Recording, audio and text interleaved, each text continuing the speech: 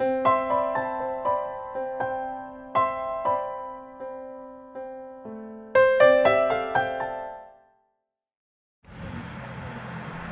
362, secteur du fleuve qui relie Baie-Saint-Paul à la Malbaie dans Charlevoix.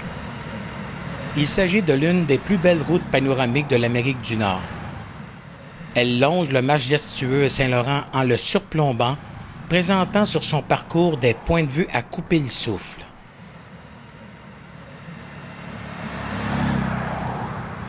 Cette portion de route propose de nombreux attraits uniques, dont l'un qui attire particulièrement l'attention: les alpagas.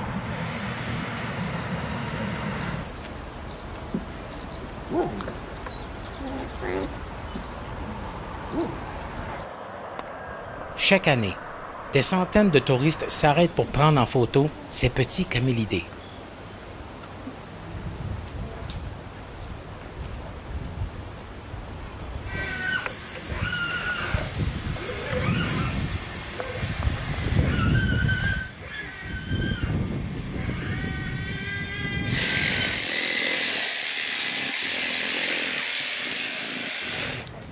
Lorsque Nathalie Poirier a fait l'acquisition d'une fermette aux éboulements, elle a su tout de suite qu'un jour, elle y habiterait en permanence.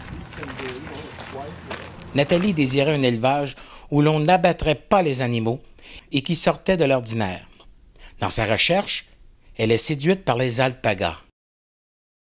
Après avoir visité 2 fermes, elle est littéralement tombée en amour avec une jeune femelle nommée Diva. Ce fut pour Nathalie Poirier le début de l'aventure. On va le laisser se reposer. L'alpaga est l'originaire des Andes. Il fait partie des camélidés qui comprennent 4 différentes espèces, c'est-à-dire le lama, l'alpaga, le guanaco et la vigogne. L'alpaga est curieux et calme, mais ne se laisse pas approcher facilement. L'alpaga est un animal grégaire qui vit en troupeau. Il a une espérance de vie de 15 à 25 ans et pèse entre 100 et 190 livres. Il est doux, calme et ne crache que lorsqu'il est très en colère. L'alpaga est élevé pour la qualité de sa fibre. On le tond 1 fois par année, au printemps.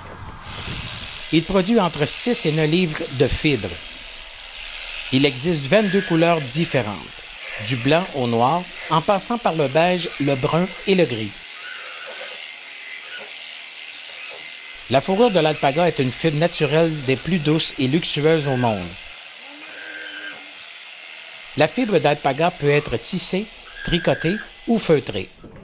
On peut fabriquer ainsi des vêtements, des bas, des mitaines, des chapeaux, des oreillers, des duvets, des couvertures, des tapis et bien d'autres. L'alpaga est tondu 1 fois par année, généralement en début de mai, et donne en moyenne 6 livres de fibres.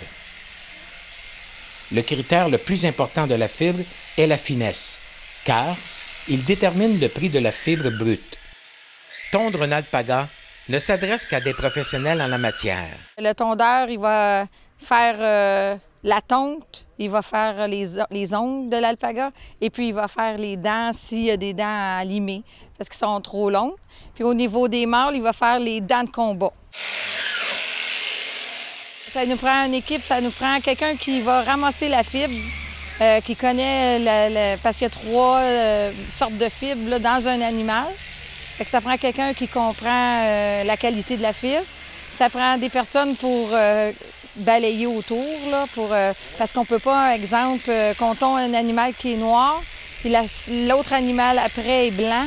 Il ne faut pas laisser de la fibre noire pour ne pas contaminer l'autre fibre après. Il ne faut pas mettre du noir dans du blanc. C'est pour ça que là, en ce moment, on est en train de tout tondre des bêtes blanches. On y va par couleur. Ça prend 2 personnes, bien, la personne qui tombe puis la personne, son helper, celui que lui coupe les ongles, qui va l'aider, qui va tourner la bête pendant qu'il tombe, puis qui fait voir ce que son clipper, il manque pas d'huile, tout ça. Et puis ça prend une personne qui emmène et qui retourne les bêtes dans les enclos.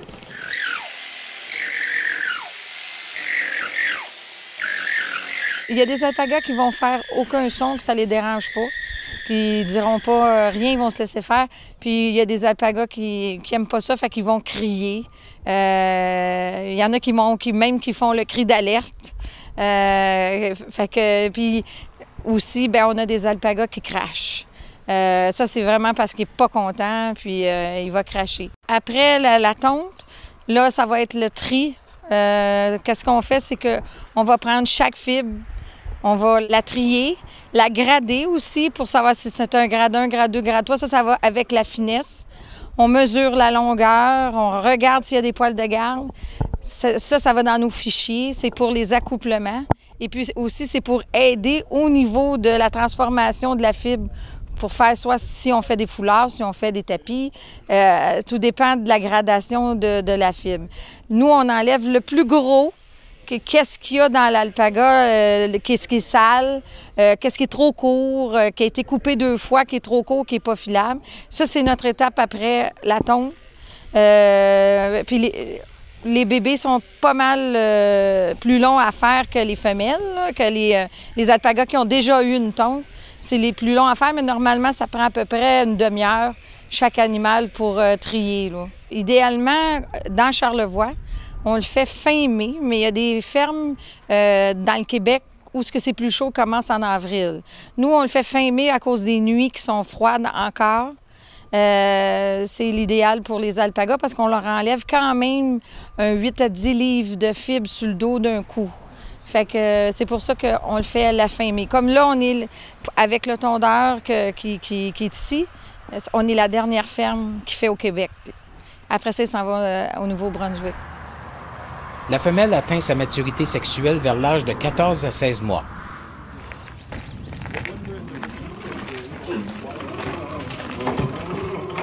Comme elle est réceptive. C'est une femelle qu'on pensait qu'elle était enceinte de l'année passée. Puis elle se couche. Ça veut dire qu'elle n'est pas gestante. Normalement, l'accouplement dure combien de temps? Bien, lui, il faut le débarquer parce que normalement, il faut que ça dure à peu près 20 minutes. Placé. Mais il y a des mâles qui peuvent se faire durer ça 45 minutes.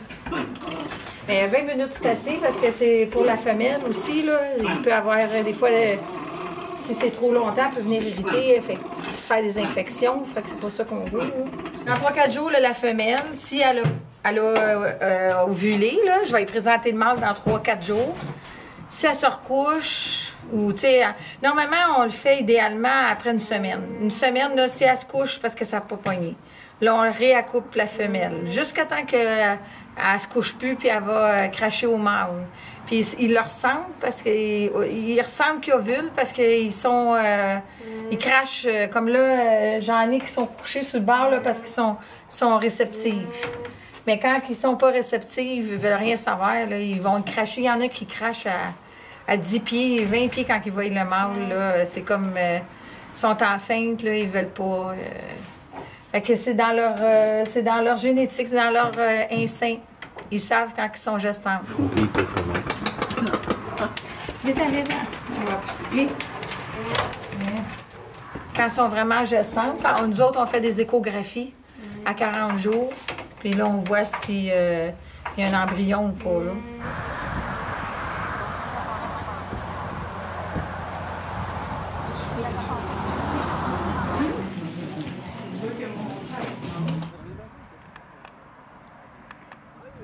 Le but de Nathalie est d'améliorer la qualité de fibres et de développer un élevage de qualité supérieure. Elle souhaite également faire connaître l'alpaga afin d'intéresser le plus de gens possible au marché de la fibre.